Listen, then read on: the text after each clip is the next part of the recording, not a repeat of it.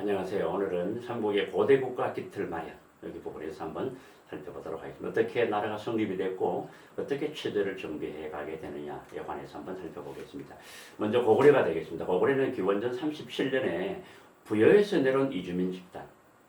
이들이 압록강 위협, 우리가 그 뒤에 절본이라고 그러죠. 혹은 홀본이라고 부르게 됩니다만은 그 압록강 유역에 있는 토착민과 결합을 해서 고구려가 성립이 됩니다. 근데 이 지역은 워낙 산악지대라서 생활 환경이 참 극히 열악합니다. 그래서 1세기 초에는 수도를 국내성으로 옮기게 됩니다. 이랬던 고구려가 어떻게 체제를 정비하게 될까요? 체제 정비하는 것은 바로 1세기 후반에 태조왕 때가 됩니다. 태조왕 때의 나라의 체제를 완전히 정비를 해가지고요, 아주 강한 나라가 되고 안정된 나라가 될 수가 있게 됩니다. 근데 태조왕 때는 옥조를 정복하고 요동을 진출하게 되죠. 그리고 그 뒤에 고국천왕 때 좀 더 체제 정비를 좀 더 많이 하게 되는데요. 왕위의 부자상속제가 이때 확립이 됩니다. 우리가 바로 왕권이 강하냐 약하냐고 표현할 때에 왕위가 세습이 되느냐 혹은 선출이 되느냐 이렇게 설명을 하게 됩니다. 왕위가 선출되거나 추대되거나 하면은 아직 왕권이 약했다고 볼 수가 있고요. 왕위가 세습이 된다 그러면 상당히 강했다고 볼 수 있죠. 그런데 세습에서도 형제의 세습, 거기에서 부자상속으로 바뀌었다 그러면 아주 왕권이 강했음을 표현하게 되는 대표적인 것이 됩니다. 그래서 이때에 고국천왕 때에 왕위가 부자상속제로 확립을 하게 되죠. 그리고 또 이때는 오부를 개편하게 됩니다. 고구려는 오부족 연맹체 사회였었는데 지금까지는 부족 단위로 생활하고 있었죠. 그래서 부족 장애 세력이 아주 컸었는데 이 고국천왕 때가 되면은 이것을 부족 단위가 아니라 부족적인 성격의 오부가 아니라 행정적인 성격의, 다시 말해 방위적인, 동서남북중 이렇게 되겠죠. 그런 방위적 의미를 가지는 행정적인 성격으로 오부를 개편하게 됩니다. 그래서 부족의 세력이 좀 약해지게 되겠고 왕권이 크게 강해지게 되는 시기가 되겠죠.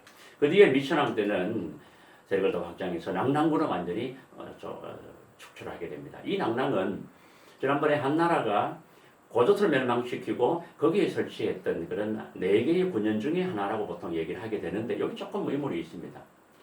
고구려는 한나라는 이미 220년에 위나라 알죠? 위초고의 그 위나라한테 망했습니다.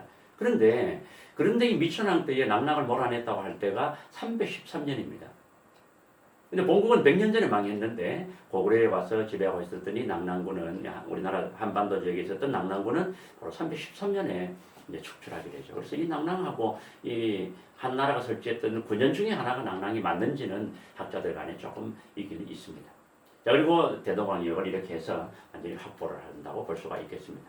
그리고 고구려는 아주 강했던 고구려는 백제의 침략을, 백제 고국 근초고왕의 침략을 받아서 이 고국 원왕이 전사하게 됩니다. 그래서 고구려 세력이 급격히 약해졌었죠. 그러다 이걸 다시 회복한 왕이 소수림왕이 됩니다. 4세기 후반에 소수림왕 때 되는데요. 불교를 수용해서 사상적인 통일을 이룩하게 되고요. 태학을 설립해서 인재를 크게 양성하고 율령을 반포해서 체제를 완전히 안정시키게 됩니다. 그래서 태조왕 때 정비했던 우리 체제가 그리고 소수림왕 때 되면 훨씬 더 강화된다고 볼 수가 있겠습니다.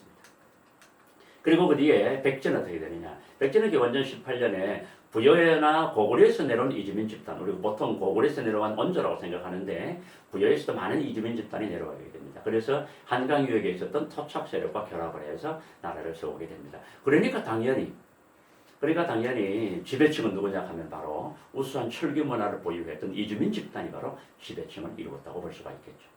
이랬던 백제가 어떻게 성장하게 되느냐, 체제를 정비하게 되는 것은 바로 3세기 중엽의 고유왕 때가 되겠습니다. 고유왕은요, 율령을 반포를 합니다. 그리고 육좌평을 비롯한 관등과 공복 관리들이 입는 옷이 되겠죠. 이것을 개정을 하게 됩니다. 그리고 영토도 크게 확장하는 정복 활동도 하게 되는데요. 목지국을 세력을 점차 압박을 해가지고 목지국을 남쪽으로 몰아내고요. 그리고 한강 유역 전 지역을 다 장악하게 됩니다. 하남 위령설 쪽에 있었던 한강 유역에 있던 백제가 점차 세력을 확장해가지고 고유왕 때 오게 되면 한강 유역의 모든 유역을 다 장악하게 됩니다. 자, 그러면 세 번째 신라는 어떻게 될까요? 신라는 기원전 57년에 성립을 하게 되는데요. 여기는 진안 지역입니다. 경상북도 지역이 주로 진안이었는데 진안에 12개의 소국이 있었습니다. 그 소국 중에 바로 경조 지역에는 바로 사로 육촌이 있었더랬죠. 거기에 있는 세력들이 바로 박혁거세 집단을 중심으로 하루국을 건국하게 되는데요. 이들은 또 삼국 사기 기록에 봐보면은 고조선이 멸망을 하게 되자 고조선에서 많은 이주민 집단이 남쪽으로 내려와 가지고 이 사로 그 주변에 여기에 많은 산과 계곡이 있었다라고 합니다. 그래서 이들 바로 사리육천의 박혁거세 집단하고 그 다음에 고조선에 내려온 이주민 집단 이들이 같이 연합을 해서 사로국을 세웠다고 기록을 하고 있습니다. 그러면서 이제 주변의 소국을 정복을 해가지고 나중에 우리가 나중에는 신라로 발전하게 되죠. 초기에는 박석김 세성이 교대로 왕위를 차지하게 됩니다. 아까 우리 왕이 설명하면서 교대로 뭐 추대하거나 아니면 선출되거나 할 때는 왕권이 약하다고 그랬죠. 그러나 이때는 상당히 약했다고 볼 수가 있습니다. 첫 번째 혁거세 때는 이제 왕위를 거서가내라고 그러다가 두 번째는 차차 그 다음에 세 번째 유리왕 때가 되면서부터 이사금이라고 하게 됩니다. 이때가 되면 이제 앞에보다는 좀 더 왕권이 조금 더 강해져 가지고 유력 집단의 우두머리가 바로 이사금으로 추대돼 가지고 이제 왕 역할을 한다고 볼 수가 있겠습니다. 자, 그랬던 신라가 언제 왕권이 강해지게 되느냐 그러면요, 바로 내무랑 때 체제를 정비하면서부터가 되겠습니다. 내무랑은 왕권이 크게 안정돼 가지고 김씨가 왕위를 독점적으로 계승을 하게 됩니다. 지금까지 박석김이 교대로 했었는데 김씨에 의해서 왕위 계승권이 확립이 되고요. 이때 왕권은 좀 더 강해가지고 마립관으로 변경을 하게 됩니다. 이 마립관은 대군장이라는 의미의 그런 왕위입니다. 왕의 신라의 왕후 변천을 보면은 첫 번째가 거서관입니다. 그 다음에 두 번째 남해왕 때 차청, 세 번째 아까 있었죠 유리왕 때부터는 이사금이라고 하게 되고 이때부터 이제 유력 집단이 이제 대표를 하게 되고 그 다음에 이거 보다가 이사금으로 한참 불려오다가 마립관 때 내무랑 때가 되면서 아까 대군장이라고 그랬죠. 대군장의 의미를 가진 마립관이라고 이름을 지어요. 그래서 마립관을 이름으로 한참 내려오다가 6세기의 취정왕 때가 되면은 이제 왕이라는 칭호를 사용하게 됩니다. 점차 이렇게 가는 과정이 바로 왕권이 강화되는 과정이라고 볼 수가 있겠습니다. 그리고 또 내무랑 때는 정복 활동도 활발히 해서 진안 지역을 거의 다 정복을 하게 됩니다. 진안에 아까 12개 소국이 있었다고 그랬죠. 전부 다 거의 다 정복을 하게 되고 뿐만 아니라 낙동강 동쪽 유역까지 그러니까 경주에 있었던 신라가 사로국이 세력을 점차 확장해가지고 낙동강 그러면 이제 부산이 연대가 되겠죠. 그죠? 그 지역까지 영토를 크게 확장했다고 볼 수가 있겠습니다.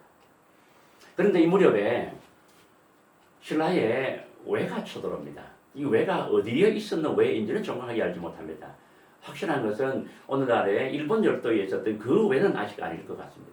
그 무렵의 왜는 아직까지 일본 열도에 있었던 왜는 우리가 생각하는 그 무렵의 일본 열도의 나라는 고구려 신라를 쳐들어올 정도의 큰 세력은 되지는 못했었죠. 그런데 이 왜는 정확히 어디 있었는지 잘 모르겠지만 하여튼 이 왜가 신라를 쳐들어오는데 아주 굉장히 대규모로 쳐들어옵니다. 그래서 신라는 이들을 잘 막지를 못해요. 그래서 고구려에게 도움을 요청하게 됩니다. 그래서 고구려 광개토 대왕이 5만 명의 군사를 보냈다라고 기록을 하고 있습니다만은 어쨌든 많은 군대를 보내가지고 고구려의 도움을 받아서 이 왜를 격퇴하게 됩니다.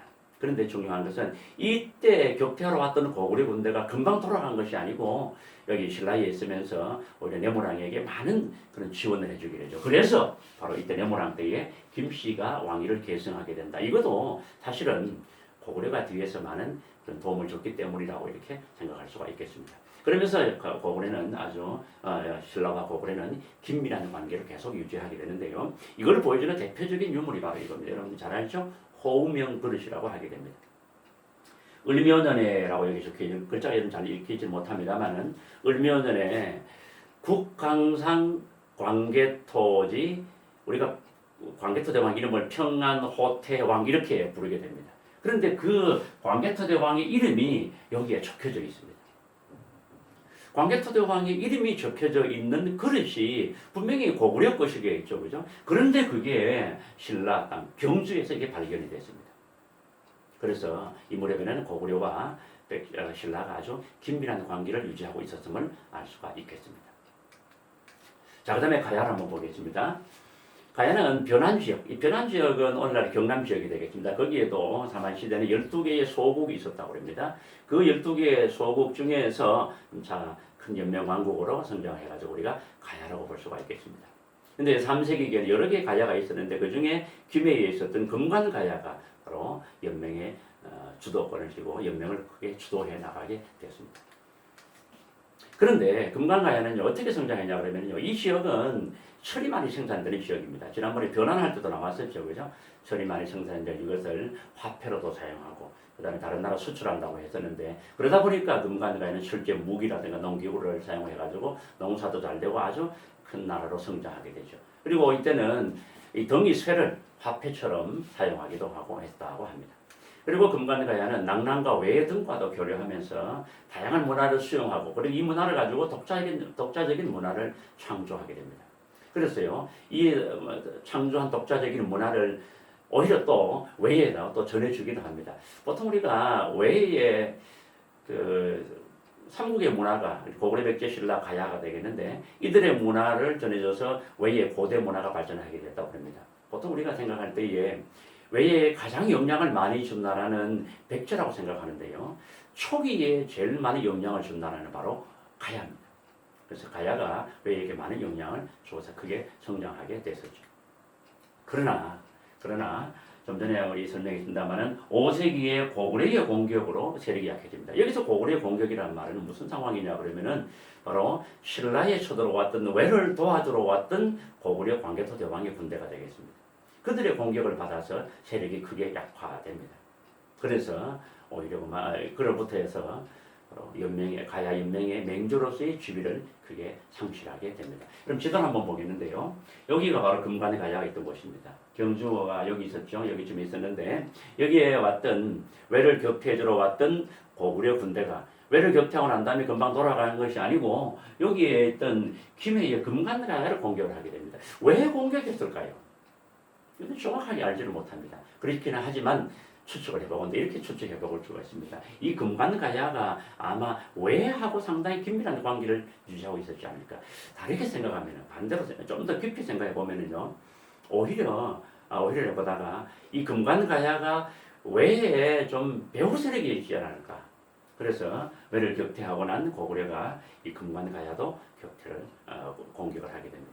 그러니까 아까 이 외는 일본 열도에 있었던 외라고 볼 수는 없겠습니다. 그래서 그 외하고 금관가야하고 긴밀한 관계에 있었기 때문에 고구려가 공격했다고 볼 수가 있습니다. 그래서 금관가야 세력이 크게 약해져 버리게 되고 그러자 이제 고구려 공격을 안 받았던 고령에 있었던 대가야가 큰 가야로 성장해가지고 결국은 후기 가야 연맹에서는 바로 이 고령의 대가야가 맹주 역할을 하게 됩니다. 자, 오늘은 여기까지 하도록 하겠습니다. 수고 많았습니다.